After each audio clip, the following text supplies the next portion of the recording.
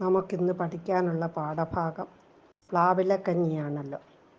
പ്ലാവിലക്കഞ്ഞി എന്ന് പറയുന്ന പാഠഭാഗത്തേക്ക് കടക്കുന്നതിന് മുമ്പ് ആ കഥ ഉണ്ടാകാനിടയുള്ള ചരിത്ര പശ്ചാത്തലം, അതിൻ്റെ കഥാകാരനായ തകഴി ശിവശങ്കരപ്പിള്ള ഇതിനെക്കുറിച്ചൊക്കെ, അല്ലെങ്കിൽ ആ കഥാകൃത്തിനെക്കുറിച്ചും കഥയെക്കുറിച്ചും നമ്മൾ കൂടുതൽ അറിയേണ്ടതുണ്ട്.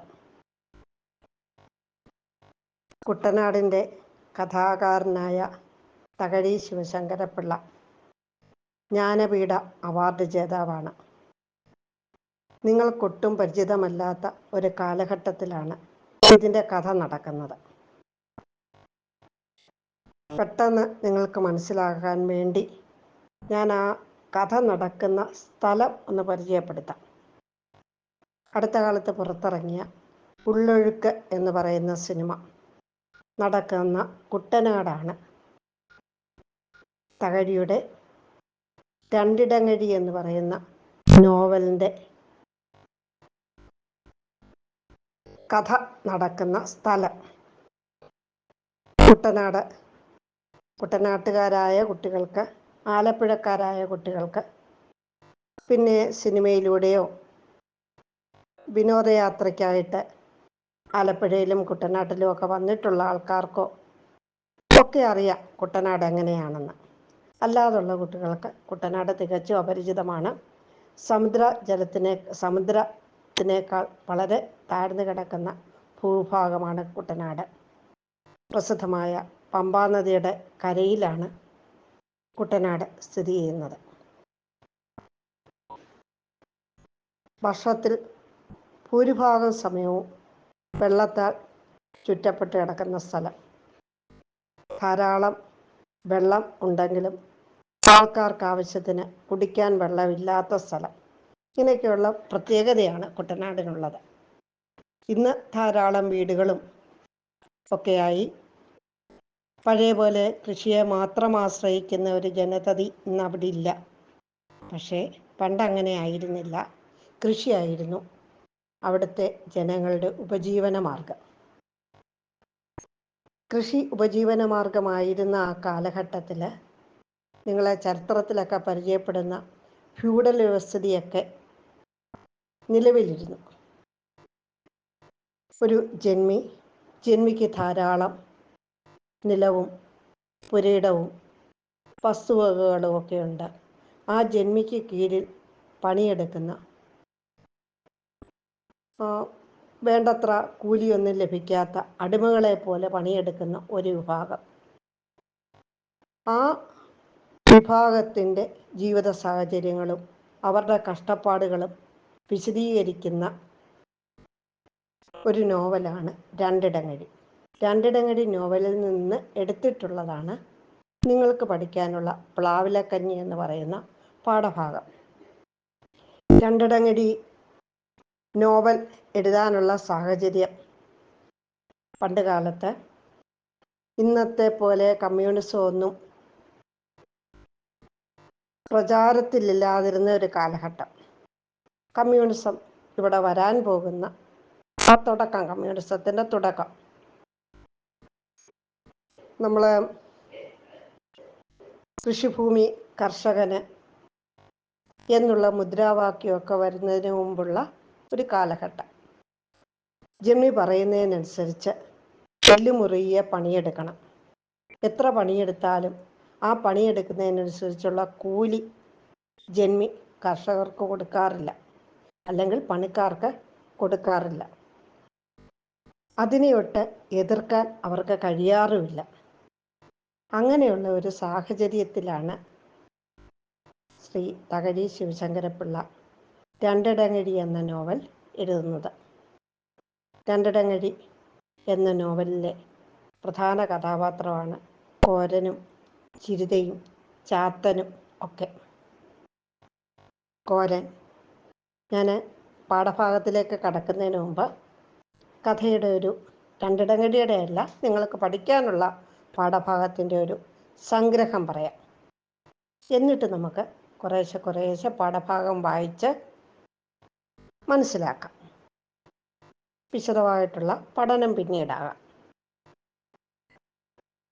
പുഷ്പവേലിൽ ഔസേപ്പിൻ്റെ പണിക്കാരനാണ് കോരൻ.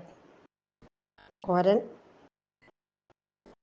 തോട്ടിൽ നിന്ന് കട്ട കുത്തിയെടുത്ത് പുഷ്പവേലി ഔസേപ്പിൻ്റെ പുരയിടത്തിൽ ഇടുന്ന ജോലിയാണ് പ്രധാനം. പകൽ മുഴുവൻ തോട്ടിൽ കട്ട കുത്തുക, കഴിക്കാനുള്ള ഭക്ഷണം വീട്ടിൽ നിന്ന് കൊണ്ടുവരും, പണിയെടുത്തുകൊണ്ടേയിരിക്കുക. പണിയെടുത്ത് വൈകുന്നേരമാകുമ്പോൾ കൂലിയായിട്ട് നെല്ല് കിട്ടിയാൽ അവർക്കതൊരാശ്വാസമാണ്. ആ നെല്ല് വീട്ടിൽ കൊണ്ടുപോയി പുഴുങ്ങി കുത്തി ഭക്ഷണമാക്കി മാറ്റാം.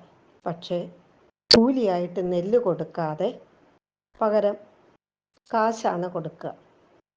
അപ്പം കാശ് കൊടുത്താൽ നല്ലതല്ലേ എന്ന് നിങ്ങൾ ചിന്തിക്കും. പക്ഷേ കാശ് കൊടുത്താൽ കാശിന് നെല്ല് വാങ്ങാൻ കിട്ടില്ല. കാരണം രാത്രിയുടെ മറവിൽ ഈ ഔസേപ്പിൻ്റെ അല്ലെങ്കിൽ മുതലാളിമാരുടെ ആൾക്കാർ ഈ നെല്ല് കരിഞ്ചന്തയിൽ വിൽക്കുകയാണ് പതിവ്. അങ്ങനെ പൂഴ്ത്തി വെച്ചിട്ട് കരിഞ്ചന്തയിലൂടെ വിൽക്കും. ആ ഒരവസ്ഥയിൽ പാവങ്ങൾ തൊഴിലാളികൾക്ക് ഒരിക്കലും നെല്ല് വാങ്ങാൻ കിട്ടില്ല. അതുകൊണ്ടാണ് കൂലിയായിട്ട് കാശ് കിട്ടുന്നതിനോട് എല്ലാവർക്കും താല്പര്യമില്ലാത്തത്. കോരൻ്റെ ഭാര്യയാണ് ചിരിത. ചിരിത കോരൻ വരുന്നത് വരെ വീട്ടിൽ കോരനെ കാത്തിരിക്കും.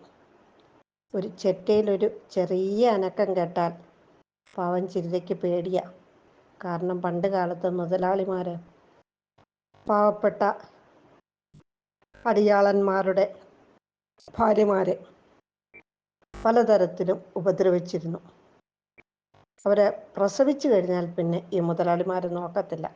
പണ്ട് അയിത്തവും തൊട്ടുകൂടായ്മയും തീണ്ടിക്കൂടായ്മയും ഒക്കെ ഉണ്ടായിരുന്ന ഒരു കാലഘട്ടമാണ് ചാതുർവർണ്ണ്യം നിലവിലിരുന്ന കാലഘട്ടം.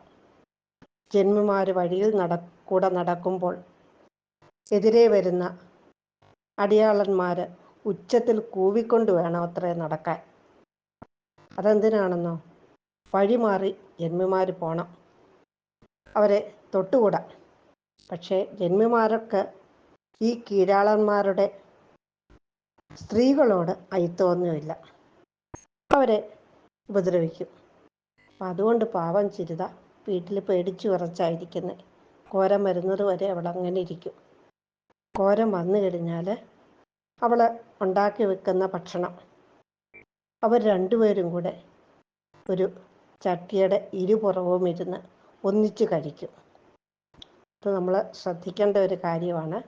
പാവപ്പെട്ടവരുടെ വീട്ടിൽ സ്ത്രീ പുരുഷ സമത്വം എത്രമാത്രം ഉണ്ടായിരുന്നു എന്ന് കാണിക്കുന്ന ഒരു രംഗവാദം.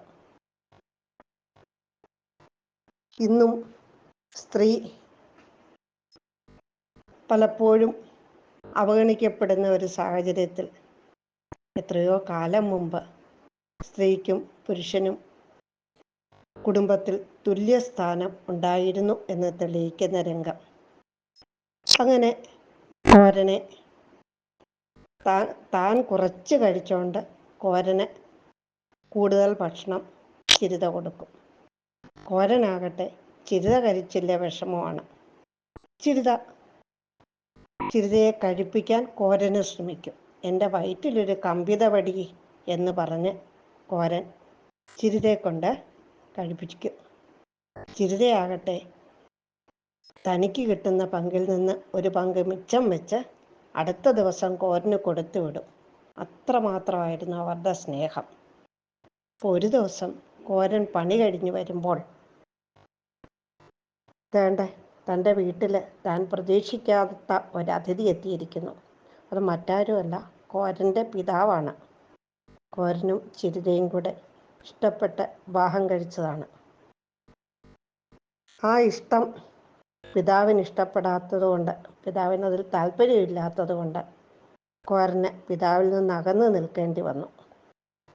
ഇപ്പോൾ ആ പിതാവ് കോരൻ്റെ അടുക്കലെത്തിയിരിക്കുകയാണ്.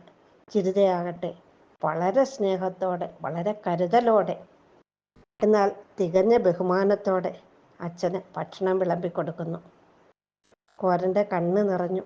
കണ്ണുകുളിർക്കുന്ന കാഴ്ച. ഒരിക്കൽ താൻ തൻ്റെ പിതാവിനോട് ചെയ്തത് അക്ഷന്തവ്യമായ അപരാധമാണെന്ന് കോരന് തോന്നിയ നിമിഷം. കാരണം പ്രായമായ പിതാവിനെ ഒറ്റയ്ക്കാക്കി താനിങ്ങി പോന്നു കളഞ്ഞല്ലോ എന്ന ദുഃഖം കോരനെ ഇപ്പോൾ വല്ലാതെ അലട്ടി. കോരന് അടുത്ത ദിവസം പണിക്ക് പോകുന്നു. കോരൻ്റെ മനസ്സിലെ ആഗ്രഹം ഇന്നെങ്കിലും നെല്ല് കൂലിയായി കിട്ടണമെന്ന്. എന്തിനാണെന്നോ? തൻ്റെ വൃദ്ധനായ പിതാവിന് പയറ് നിറയെ ചോറ് കൊടുക്കണം. എന്തായാലും ഓണം വന്നാലും ഉണ്ണി പിറന്നാലും കോരന് കുമ്പിളിൽ തന്നെ കഞ്ഞി എന്നൊരു ചൊല്ലുണ്ട്. അപ്പം ആ പ്ലാവില നിറച്ച പ്ലാവിലക്കഞ്ഞി മാത്രമേ ഉള്ളല്ലോ, അതിന് പകരം തൻ്റെ അച്ഛന് ചോറ് കൊടുക്കാൻ കഴിഞ്ഞെങ്കിൽ എന്ന മോഹമാണ് കോരനുള്ളത്. ആ മോഹത്തിൽ നമ്മുടെ കഥ അവസാനിക്കുകയാണ്. അപ്പം ഇന്നത്തെ ക്ലാസ് ഇത്രയുമാവട്ടെ. അടുത്ത ദിവസം നമുക്ക് ക്ലാസ്സിൻ്റെ അടുത്ത ഭാഗത്തേക്ക് പോകാം. പാഠഭാഗം വായിച്ച് ഓരോ കാര്യങ്ങളും വിശദമാക്കിക്കൊണ്ട് നമുക്ക് വിശദമായ പഠനത്തിലേക്ക് കടക്കാം.